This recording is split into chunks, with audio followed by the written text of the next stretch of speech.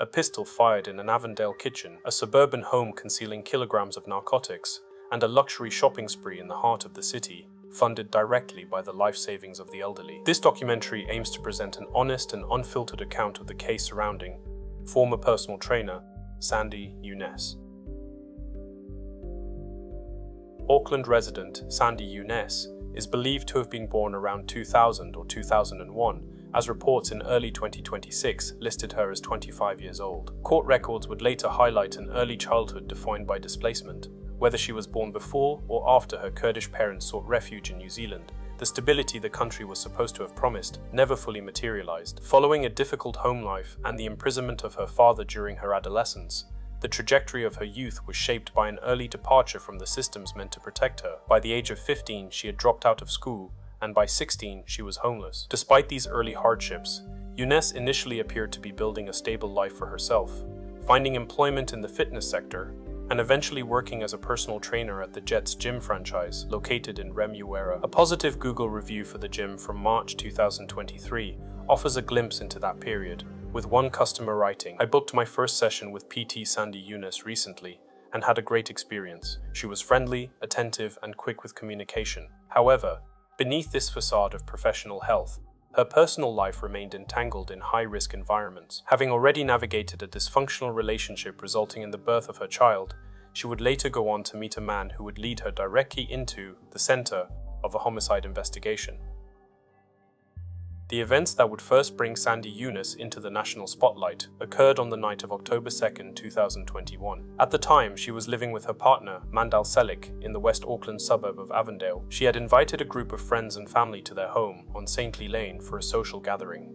Among the guests was 28-year-old Mars Rakim, who was a friend of Younes's brother. During the evening, Rakim had left the house and returned with a substance believed to be a mixture of MDMA and cocaine. The drugs were offered to Younes, who snorted them, but she soon began to feel unwell, complaining to her partner Selik that the substance had hurt her nose. Selik, a 501 deportee with ties to the Mongols motorcycle gang, became convinced that Younes had been drugged, possibly with methamphetamine or crack cocaine. In an escalating state of aggression, Selik tucked a loaded, modified starter pistol up in under his shirt and went downstairs to confront the group. While he managed to kick the crowd out of the house, he encountered Mars Rakim on the stairs a short time later. A struggle ensued, and the gun discharged into Rakim's stomach, resulting in the unarmed Rakim being fatally wounded. The police investigation into the death of Mars Rakim quickly expanded to include the actions of Mrs. Younes in the hours following the shooting. Younes was accused of taking an active role in altering the crime scene. In order to enable Selik to avoid conviction, court documents revealed that she demanded those present at the time help her clean up the scene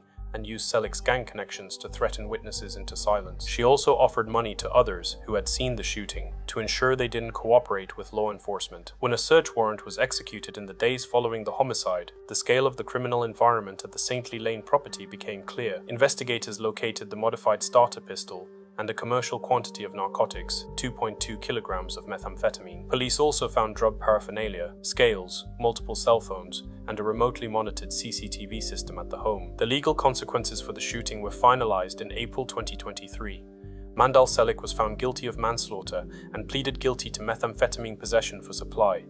He was ultimately sentenced to 11 years and 10 months imprisonment. Sandy Younes pleaded guilty to a single charge of being an accessory to discharging a firearm with reckless disregard for the safety of others. Her defense lawyer, Tiffany Cooper, asked the judge to take into account Younes's background and further stated that before Younes had met Selik, nothing prior in her life had given her self-esteem, self-worth, or stability. By the time she discovered the darker, criminal side of Selik's life, the defense argued it was too late and she was too deep into the relationship. For her part in the cover-up and the intimidation of witnesses, she was sentenced by Justice Kiwi to 2.5 months community detention and 12 months of intensive supervision. The judge noted that Younes did appear genuinely ashamed, with the light sentence being intended to allow her to continue her personal trainer work, as well as to care for her young child.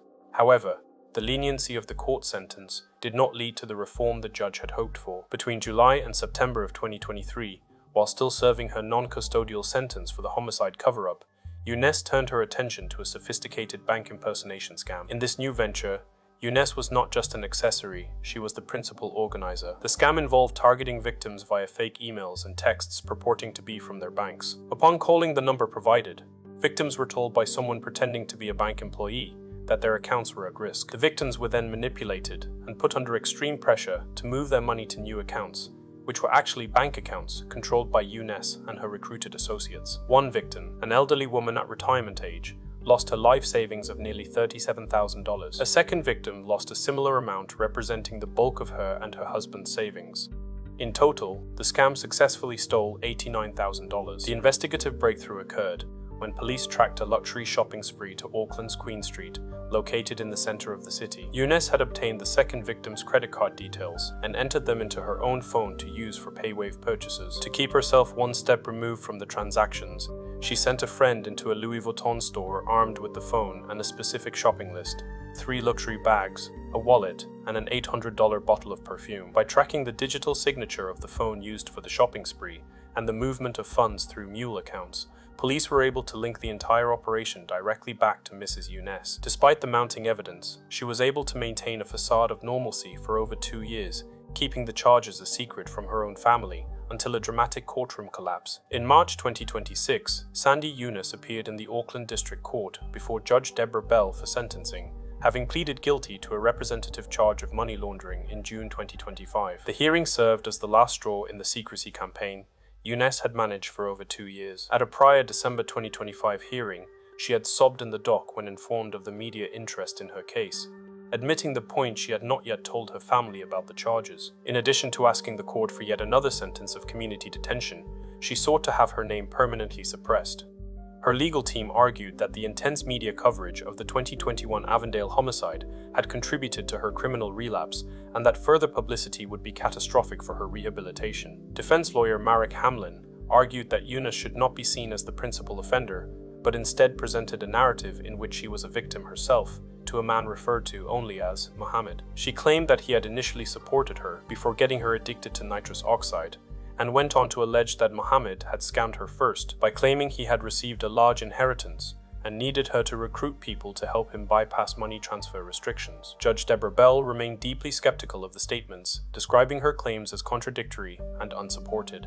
"You state that when you are with a man, you become vulnerable, and further, you did not think he would lie to your face." Judge Bell was quick to point out that Younes' shifting story was its own worst enemy. The judge noted that the Mohammed narrative was not only at odds with the agreed summary of facts, but directly contradicted an affidavit Younes herself had submitted just days before the sentencing. In that earlier affidavit, Younes had claimed the crimes were committed to fund her drug addiction and to cope with the repercussions of the media coverage she got as a result from the homicide trial. It was a stark and clearly different departure from the story of being an unwitting pawn for a mysterious benefactor. "I struggle somewhat with that explanation, Ms. Younes, given the offending at Louis Vuitton in particular," the judge responded. She noted there was no evidence the luxury items were ever sold for cash to fund an addiction, but instead, Younes had went and exchanged the items she simply wasn't happy with. Judge Bell also identified a recurring pattern, noting that Younes consistently portrayed herself as the victim of other people's actions, a mentality that appeared to have carried over from the earlier homicide proceedings. The judge further highlighted that Younes did not seem to disclose any sentiment of remorse or concerns for those affected. While she did eventually produce a letter for the court and the victims, she used it to claim once again that she had been taken advantage of. Judge Bell was blunt, with her response almost mimicking the defense's behavior, as Bell said. "Once again, I struggle with the explanations you provide." Ultimately, the bid for permanent name suppression was denied, ruling in favor of Crown Prosecutor Sophie Ann Barry's perspective that the public's interest in the transparency of the case outweighed Younes' own personal concerns. After applying a 25% discount for her guilty plea and background, the court's final decision was decisive. Sandy Younes was sentenced to 8 months home detention and ordered to pay $50 per week in restitution for a sum of exactly $22,756.50 that was never recovered from the scam. The judge's closing remarks were frank. "You received a significant personal benefit. You were the principal organizer of the scam.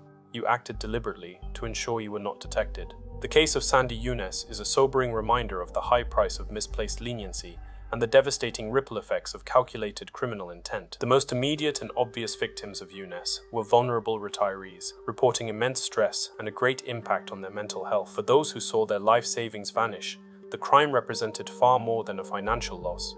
It was a total destruction of their security and peace of mind. But the human toll of this story began years earlier with the family of Mars Rakem.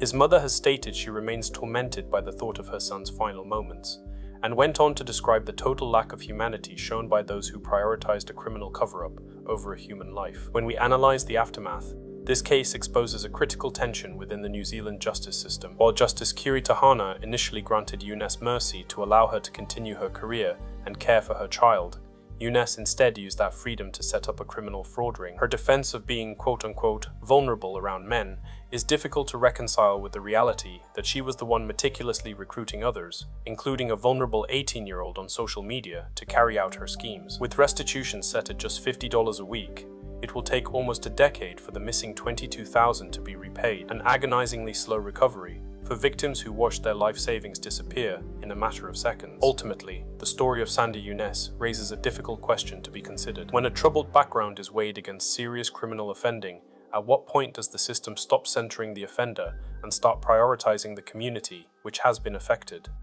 What are your thoughts on the final sentence of 8 months home detention? Do you believe the vulnerability defense that was argued in court should be considered, especially when the crimes involve such a high degree of planning and deception? And have you or a loved one ever fallen victim to a similar situation such as the bank scam exposed in this video? Share your perspectives in the comments below.